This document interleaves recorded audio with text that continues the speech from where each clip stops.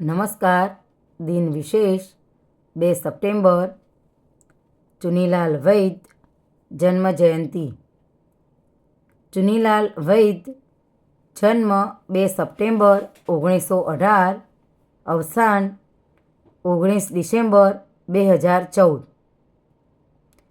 ચુનીલાલ વૈદ જેઓ ચુની કાકાના નામે જાણીતા હતા, ગુજરાત ભારતના જાણીતા ચળવળકાર અને ગાંધીવાદી હતા.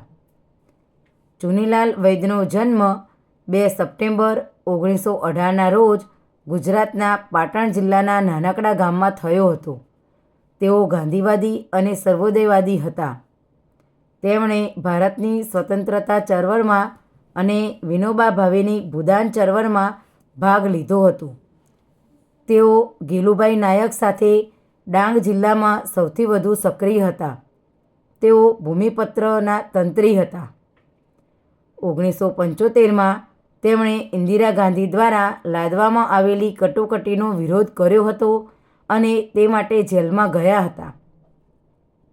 1980માં તેમણે ગુજરાત લોક સમિતિની સ્થાપના કરી હતી.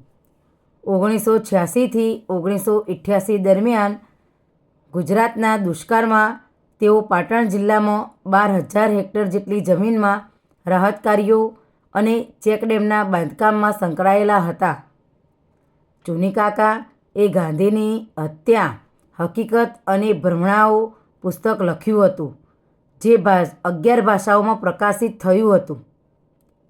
સન્માન: તેમને પત્રકારત્વ માટે સાને ગુરુજી નિર્ભય પત્રકારિતા પુરસ્કાર મળ્યો હતો.